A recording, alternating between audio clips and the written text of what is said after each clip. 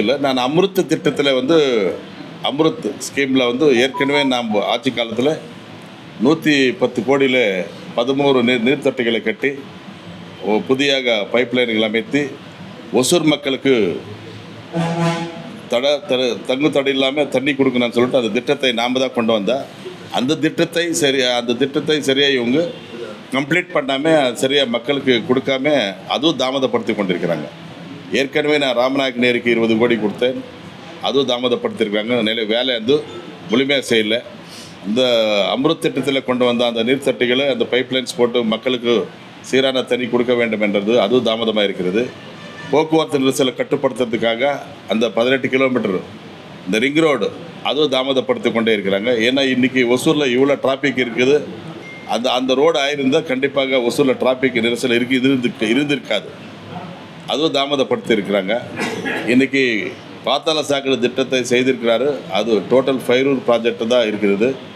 அது ஏதோ commission collection என்ற வகையில் அந்த திட்டத்தை செய்திருக்கிறாரு. அதே மாதிரி உங்களுக்கு ஷாப்பிங் காம்ப்ளெக்ஸ் 20 கோடியில் கட்டியிருக்கிறாங்க. 10 கோடி அதில் கமிஷன் கலெக்ஷனில் போயிடுச்சு. அது வந்து ஏற்கனவே இருக்கிற இடமே வாடகை கொடுத்துருந்தா 20-25 லட்சத்துலேருந்து 50 லட்சம் வாடகை கொடுக்கறதுக்கு தனியார் இவங்க வந்து ரெடியாக ப்ரைவேட் பார்ட்டிஸ் ரெடியாக இருந்தாங்க. அந்த பில்டிங் கட்டி இப்போது 20 கோடி லோன் வாங்கி அந்த பில்டிங் கட்டி ஒசூர் மக்களுக்கு அது பிரயோஜனம் இல்லாத ஒரு திட்டமாக இருக்கிறது. எம்ஜிஆர் மார்க்கெட்டை அப்படி தான் பண்ணிட்டார். அது 3 ஃப்ளோர் கட்டியிருக்கல காம்ப்ளெக்ஸ். அது கட்டி கீழே வந்து அது ஏற்கனவே இருந்த அந்த வியாபாரிகளுக்கு கீழே கொடுத்துட்டு மேலே 2-3 மாடி கட்டியிருந்தால் அதுவும் நல்ல ஒரு ரெவென்யூ வந்திருக்கும் ஒசூருக்கு. இந்த ரெவென்யூ கொண்டு வர இந்த இதில் வந்து ஒசூருக்கு இவங்க எதுவுமே செய்யலை. கார்பரேஷனுக்கு ஒரு ரெவென்யூ வந்தால் நம்ம அடுத்த நம்ம டெவலப் பண்ணலாம். ஆனால் இவங்க வந்து ரெவென்யூ கார்பரேஷனுக்கு ரெவென்யூ பார்க்கல. இவங்க அவங்களுக்கு ரெவென்யூ மட்டும் பார்த்தாங்க. சொந்த செல்ஃபிஷாக ரெவென்யூ பார்த்தாங்க. அதனால் அந்த திட்டங்கள் எல்லாம் வேஸ்ட் ஆகிடுச்சு. மார்க்கெட் கட்டுறாங்க, ஆனால் அது பயன்பாட்டுக்கு இல்லை. அந்த வேலையில் எதுக்கு செய்யணும்? அது மக்கள் பணம் வீணாக்கிறது தானே. இப்படி மக்கள் பணம் வந்து இன்றைக்கி 1 மடங்கு 2 மடங்கு டேக்ஸ் போட்டு அதிகமாக வருமானம் வருது. ஆனால் மக்களுக்கு தேவையான அடிப்படை வசதிகள் ஒசூரில் செய்யலை.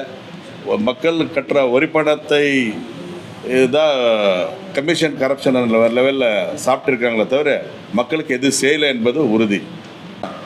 நம்மளுக்கு வந்து டெக்னிக்கோட்டா,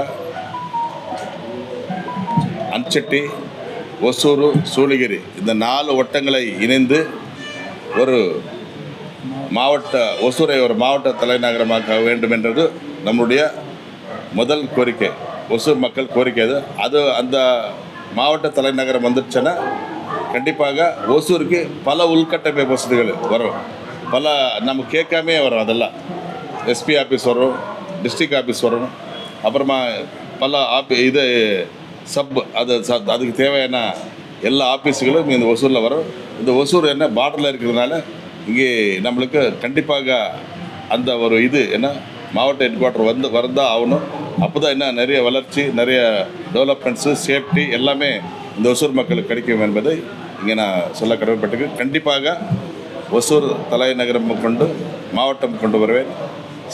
இந்த ஸ்மார்ட் சிட்டி திட்டத்தில் ஒசூரை பெங்களூருக்கு இணையாக மாற்றுவது என்னுடைய முதல் அதே மாதிரி விவசாயிகளுக்கு லிஃப்ட் இரிகேஷன் மூலமாக எல்லா ஏரிகளுக்கு தண்ணி கொண்டு வந்து நிலத்தடி தண்ணி உருவாக்கி விவசாயிகளுக்கு அதுக்கு பண்ண வேண்டும். அது இல்லாமல் விவசாயிகளிலிருந்து ஏர்போர்ட்லேருந்து நாலேஜ் காட்டுலேருந்து காப்பாற்றுவது என்னுடைய மெயின் அஜெண்டா.